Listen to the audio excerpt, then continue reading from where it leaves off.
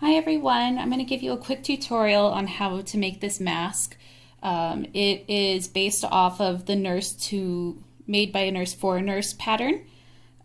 So here is a quick vinyl piece that I cut out of the pattern because I'm making a ton of them all at once, but I can show you a quick couple of things. So first of all, this is our material.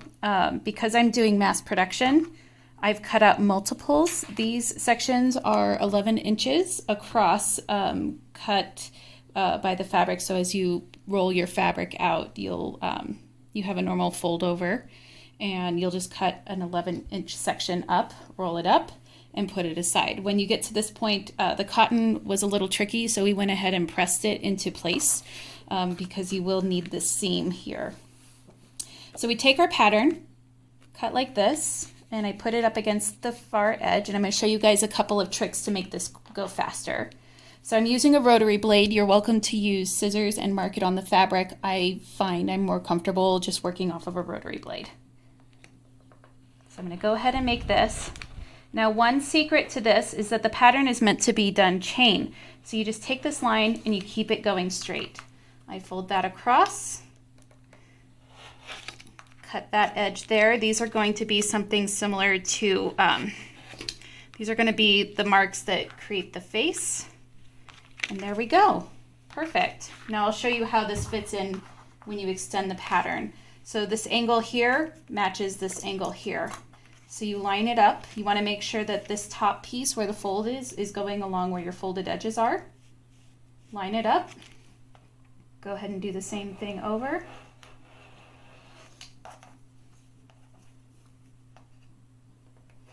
Cut across. I do a little hand thing here. Cut this one.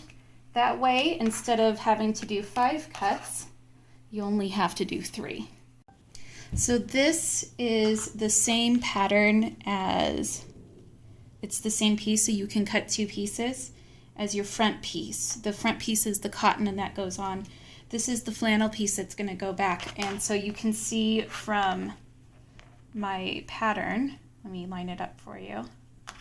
You can see from my pattern that I cut this piece in half, and I cut it in half 2.5 inches just across.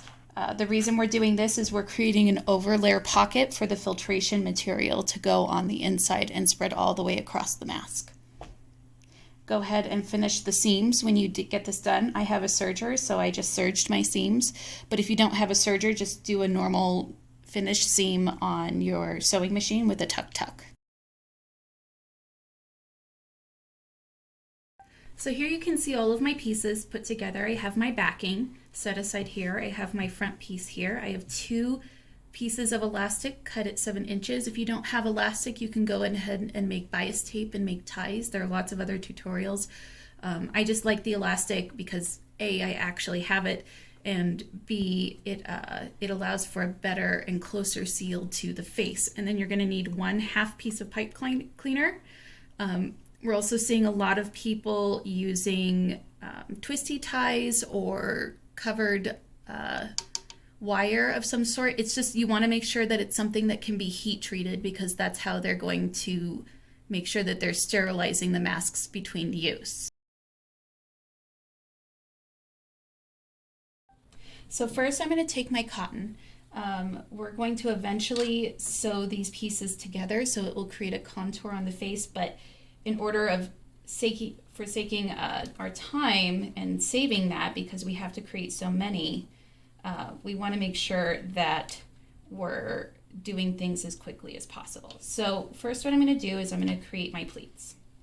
If you feel like you need to pin them, feel free to do so.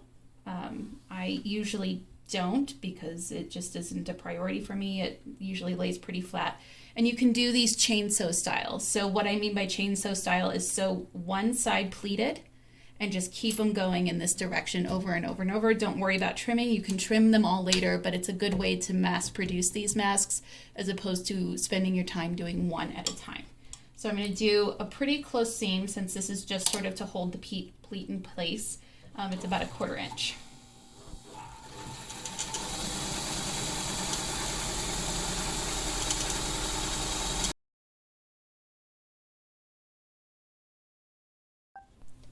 So here's an alternative way to sew your elastic and do your pleats. You take your piece of elastic, we're always working with our flat piece first, set it off about 1/2 inch so it doesn't actually accidentally get sewn in.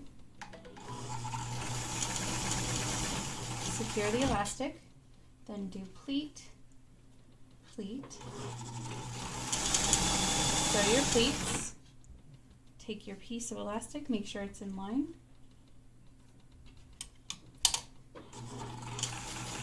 and sew your last piece. And you can see what my chain sewing when I talk about chain sewing. So I can do a whole bunch of masks all at once. I don't worry about snipping them, and then I do the other side.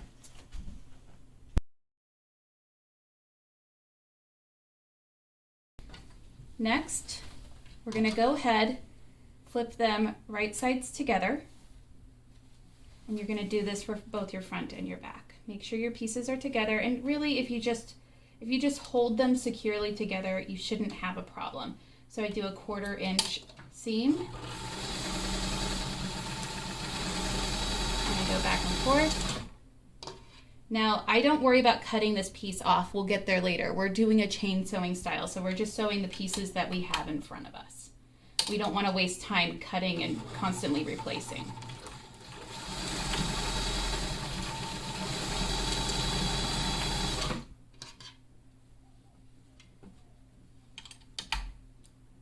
So you can see I'm just quickly, you can line it up a little bit better if you want. Honestly, they don't have to be perfect. They'll be fine as long as you're following your seam allowance.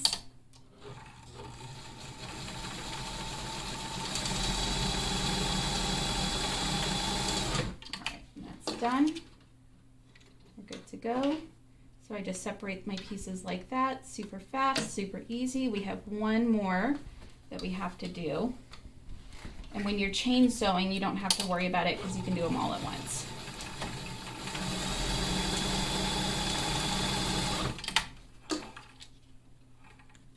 Okay, so we've got our pieces. You can trim if you would like. I sometimes think it makes it easier, but if you're pressed for time, don't worry too much about it. All right, so we have our right pieces here. Next thing we're gonna do, and this is where it gets a little bit tricky, is we're gonna do our elastic pieces. So I'm finding pinning them works much better. And this is where we're gonna put the whole thing together. So remember, big piece to big piece. When you're doing this, I always like to pin the nose pieces together and flip my edges so that they don't create too much weight for the needle going through. You're dispersing the thickness of the material. And they don't have to match up entirely. Don't worry about that so much. So we're gonna do our top piece goes down over the top. That's gonna be the cover of the pocket, and that's what's gonna protect the face. Small piece, flip it out, right? And that's gonna lay on the inside. Same thing here. I do find pinning helps. If you are accomplished enough that you don't need to pin, good for you, that's awesome. And I also have a serger, so I really like doing these pieces with a serger, but they don't have to be. You can do this, and I'm showing you on the home sewing machine. With a serger, I would do just these pieces here to finish the edges, and then just these pieces around to make sure they're secure. So one of the things, if you are wanting to take the time, you can sew the elastic in when you're doing the pleats. I didn't do that this time. It sort of depends on your preference. But you do want to make sure that your elastic, that you're not twisting it. You don't want it to be uncomfortable on the ears. So go ahead and do these pieces. I find that it's really important to pull the elastic out a little bit, just to make sure that it actually gets caught in the seam. And I also like to bring it over a little bit so that when we do our seam on this side, it holds. So make sure your elastic is coming through. Make sure that it's even. And this gets faster as you do more of them. And you're looking for an overlap here. We do want to create that overlap.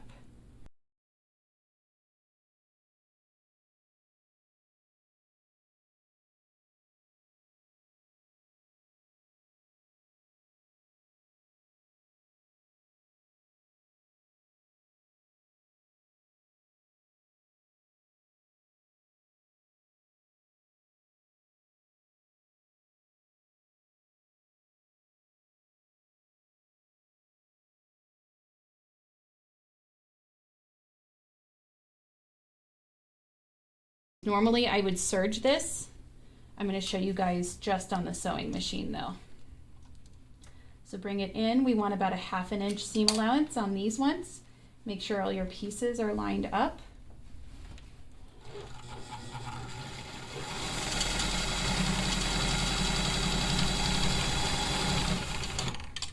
Keep your needle down. Push it down again.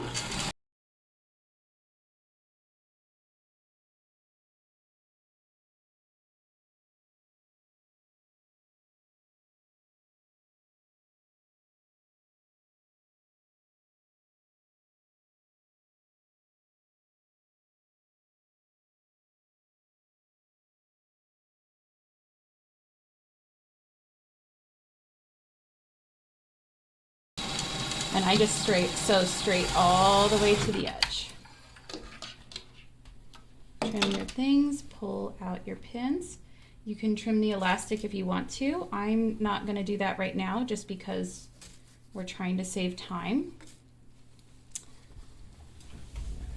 And I normally have a little quick pin. I don't have one, but usually I'll use like a plastic chopstick or something like that to get these edges really nice. Go ahead and pull your edges out.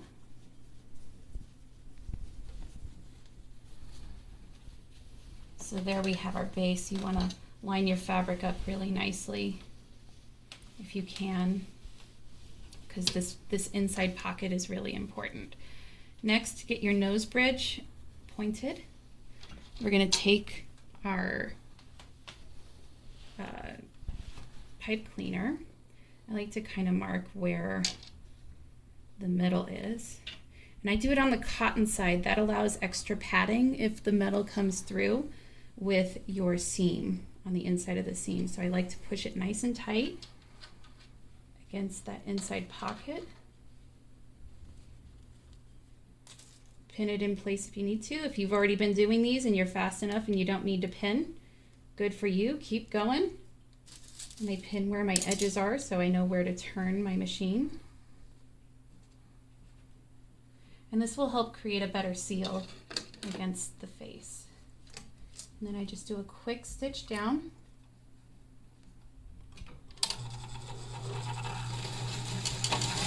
You can reverse it if you want. Take your needle across. It should be as close to the edge as you can. You want that pipe cleaner nice and tight. You don't want it moving around.